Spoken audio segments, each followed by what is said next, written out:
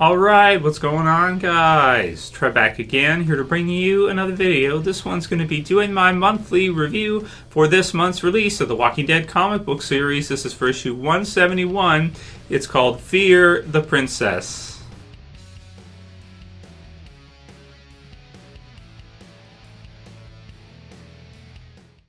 And spoiler warning, as per usual, if you guys have not read this issue yet, you probably want to read it before you watch my review. So this one's kind of a funny one. It's a bit of a shorter issue. I wouldn't say it's a must-read, to be honest with you. It's kind of silly. I'll kind of just recap it here so you get an idea of what happens in the issue. So we have Michonne, Eugene, Siddiq, Magda, and Yumiko. Is that everybody? And they're heading towards this meeting place where they're going to meet this new group that Eugene has been communicating with on the radio.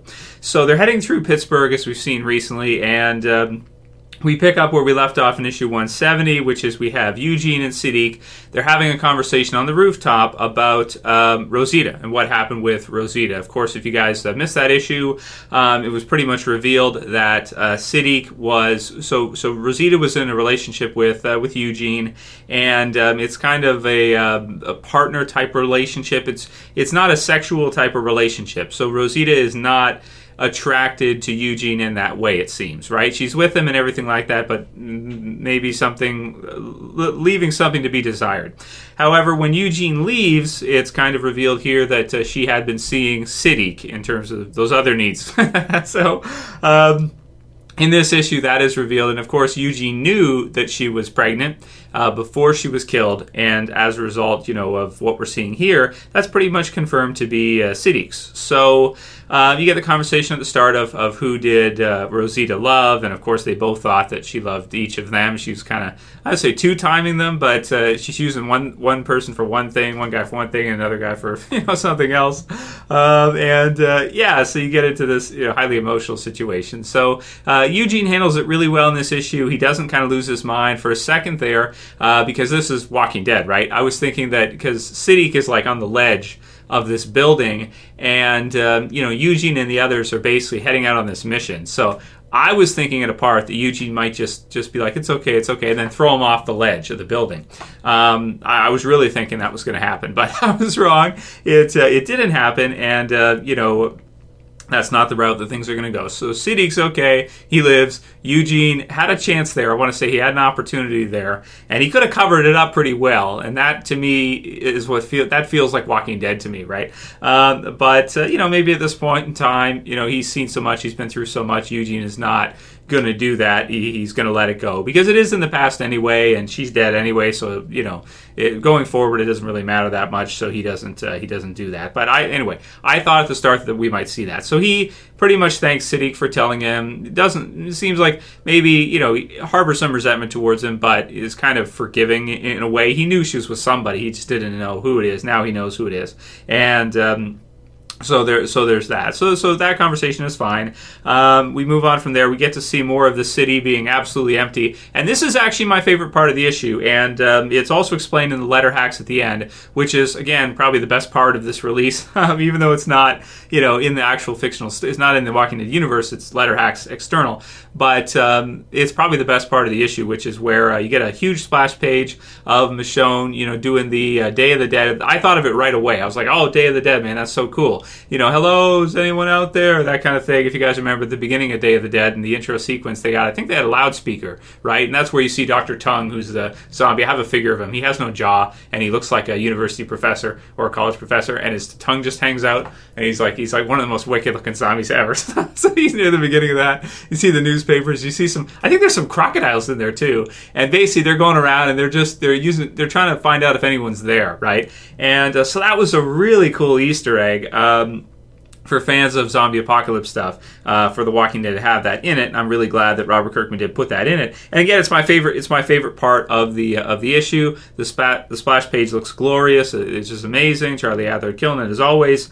And you get to see Michonne kind of shout out to find out if anyone's there. So I really love that. I really enjoyed reading the blurb at the end and the letter hacks, which pretty much Robert Kirkman goes through a few things, and that's worth buying the issue by itself, I think, if you're a fan of zombie apocalypse stuff, because you have basically him, you know, writing a bit about George A. Romero, and kind of just a little bit about how that he inspired Robert Kirkman to, I suppose, create The Walking Dead, or you know, how much Robert Kirkman appreciated his work, and he just writes a little bit about it. Definitely a must-read, and definitely for me my favorite part of the issue. It's really cool because Pittsburgh was his hometown, George A. Romero's hometown. Of course, he created this whole genre to start with. I've done lots of videos about this, and it was just really cool to get to see Robert Kirkman kind of, you know, now that George A. Romero is dead, give just kind of some quick thoughts on him, and just to put it in a really nice Easter egg from a really great part of Day of the Dead, which is personally my favorite of all the Dead movies that George A. Romero created, which really are what created the zombie apocalypse subgenre of horror. Really love that part at the beginning of Day of the Dead. Always remember it, where it's like a bright and sunny, nice day outside, and then it's like zombies everywhere, and you've got them going around. They got like a loudspeaker, I think. They're like, "Hello, is anyone out there?" It's just a really cool start for the movie. I think there's like crocodiles, and you see Dr. Tongue is like a sweet zombie who has no jaw, and his tongue just hangs out from the bottom. I got an action figure of him. He's just pretty wicked. So definitely is my favorite part of the issue. It's just really cool to get to see Kirkman do that, and I think it's probably more important for fans of the zombie apocalypse genre to get to see that than just about, you know, anything else in the issue. As cool as the new princess character is and the other stuff that's been going on, Eugene and Siddiq and all that, as cool as that all is in the mission and everything, this was kind of like a fourth wall breaker, so to speak, or at least for me it was when I read it right away. I was like, oh man, Day of the Dead, that's so cool, man. That's such a nice Easter egg. And then the letter hacks to confirm it and to add a little bit more to it was makes this issue special for me, and for me definitely a must buy just for that by itself. So then we have the princess. So there's basically nobody there, and then you have the princess just walks out. So on the cover we get to see this Fear the Princess. She's this crazy Mexican-American girl who has like a huge, like, Abraham-worthy assault rifle, but she's like short, and you know, she's got her hair dyed like purple. She's wearing like a pink fur coat, and she just looks ridiculous. You know, definitely something that is like so out of place. It's pretty tongue-in-cheek. It's pretty silly. So I like the cover, and if you guys have seen the cover, if you haven't seen it, you know, it'll be in the thumbnail for this video and all that anyway, so I'm sure you've seen it. Just really fun look to her, and just perplexing. You know, it's like, well, what is she doing here? How is she here? And so her story that she's told so far, and it's cut pretty short at the end here. We don't get to see much more past that, and that for me is it just feels like a bit of a shorter release for Walking Dead compared to some of the issues we get. But basically, they run into her. She says, "What's up?" She says, "Sup?" And she talks a lot. So she goes on for pages and pages of just talking. But she explains it as she hasn't anyone to talk to for like a year. She's been alone for over a year, it sounds like. Or at least that's her count, which who knows, because she's crazy. So if she's crazy, you can't really take her word. You can't really trust her estimation of time, right? And it's pretty funny. I like some of the mannerisms that Charlie Adler chose in the artwork. Like when she's laughing and stuff, she just looks like nuts, which is really fun. Because we haven't really had a character like this. But, you know, I mean, okay, so you could say it's unrealistic to see a character like this in a zombie apocalypse. But at the same time, is it really? Maybe the gun's a little unrealistic. But is it really unrealistic that someone would kind of lose their mind if they were in this whole city by themselves? They thought everyone was dead. They had no one to talk to. They had nothing to do. You might dye your hair purple. You might do that. You might wear some crazy pink coat because you like it. Why not? And you feel like you're the princess of the city, right? So pretty funny. So Juanita Sanchez is her name. So that's the Princess of Pittsburgh. Which is, it's kind of funny. I like the capital of Pennsylvania, which was funny because Eugene knows it right away. Of course he knows it right away. And then she's like, "Did I know that? I'm not sure." So she's trying to figure out if they're a hallucination or not, because she thinks she's seeing something by meeting these people, our group, which she's run into, and just a lot of fun. So then, you know, she hands over a gun. They give him a horse. They give her a horse, and they go to check out, you know, where she's been staying to get her stuff if she's going to leave with them and join up, which is kind of fun and funny. And then we have her mention about you know, how the makeup of the group is very racially diverse, which is good. So no favoritism here from Kirkman, right? You get survivors, you get African American, you get Mexican American, you get Arab American, you get Greek American, so you got a nice mix here, right? So she points that out. It's funny, and then she plays a trick on him at the end, which is that when she gets to her place, her building, she yells out and she goes, "Look alive, boys! I brought us some horses." And then Michonne totally like freaks out, right, and thinks that it's a trap, right? It's a trap. But then it's not. And she just laughs and she's just like crazy, or at least it seems like it's not so far. And that's a lot what I was thinking in this issue as we're going through, because her story is so suspicious. It's like you're the only one alive in this entire city. There's nobody else here. You stick out like a sore thumb. You've got all the attention on you, which is something that, like, with the crazy hair, the pink, just the attire and the talking a lot, I guess it was a nice twist, because it sets you up to think that clearly there's something going on here, and this is an angle. She's working an angle, and her angle is talk to you like crazy to keep you distracted.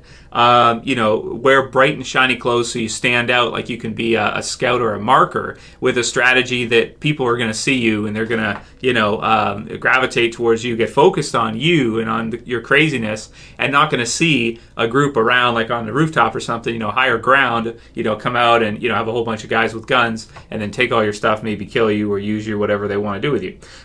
So that was kind of the direction it looked like they were leading down, because it's Walking Dead, right? Of course, so that fits inside the universe. But then I guess the twist at the end is that that's not the case. She's just crazy and there's actually nobody there.